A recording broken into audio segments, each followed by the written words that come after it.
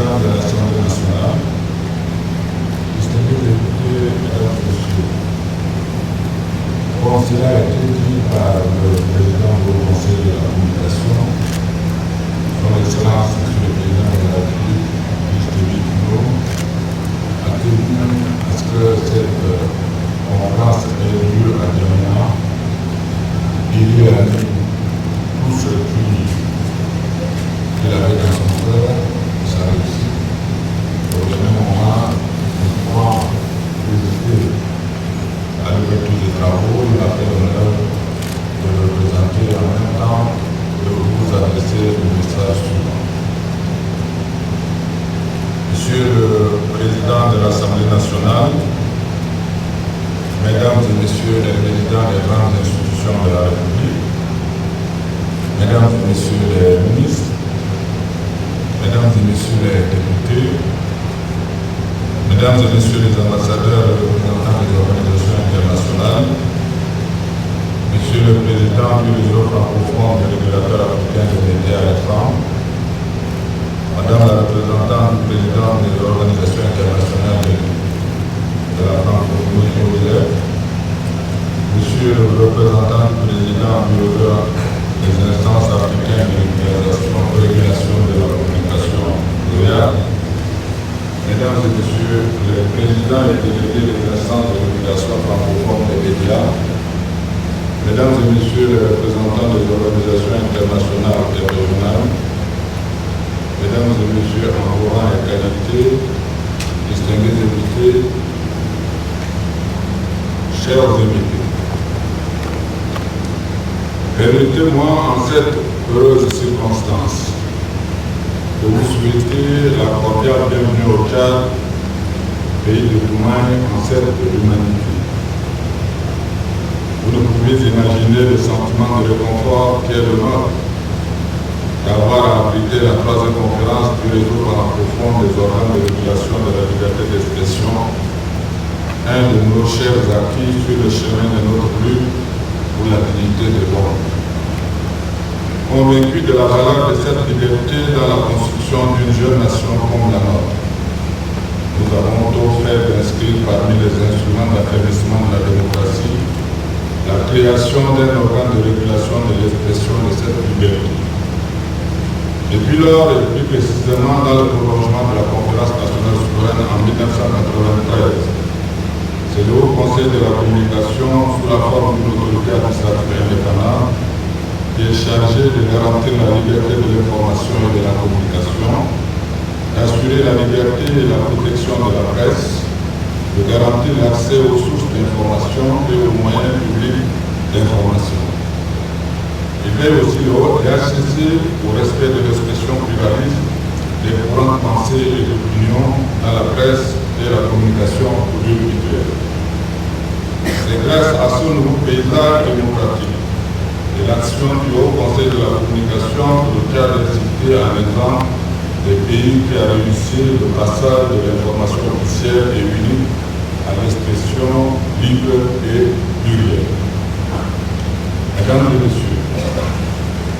il y a 43 ans, en mars 1970, à Niamey, l'Agence de coopération culturelle et technique ACCT, devenue depuis lors l'Organisation internationale de la francophonie OIF, est née. Le Tchad était parmi les membres fondateurs de cette organisation qui a joué et continue à jouer un rôle crucial dans la coordination de l'action des pays francophones, notamment dans le domaine de la démocratie, des droits de l'homme, du pluralisme et de la liberté. En effet, au début des années 90, une nouvelle ère de démocratie a vu le jour, notamment en Afrique. Les conférences nationales souveraines se sont tenues et des organes de régulation des médias ont vu le jour pour adapter le secteur de l'information et de la communication aux exigences de la démocratie et du pluralisme. Le besoin pour les instances de régulation de s'associer et de renforcer leur coopération s'est ensuite fait sentir et a abouti à la création du REFRAM en juillet 2017 à Ouagadougou. Là encore, le Tchad était présent et a participé activement à toutes les assises de cette organisation et s'est vu confier sa vice-présidence à la personne de notre compatriote évoquées lors de la dernière conférence tenue à Bruxelles en septembre 2011 et l'organisation de la troisième conférence. Mesdames et Messieurs, ce forum,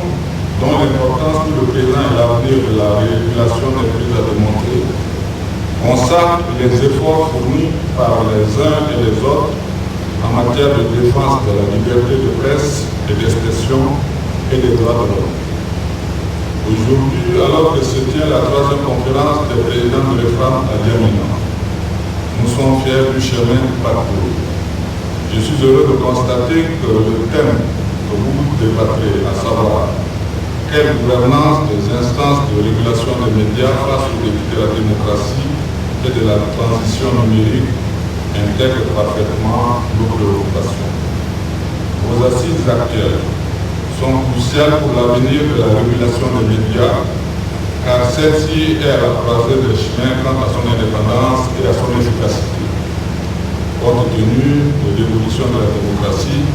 et de l'événement du numérique et de ses exigences.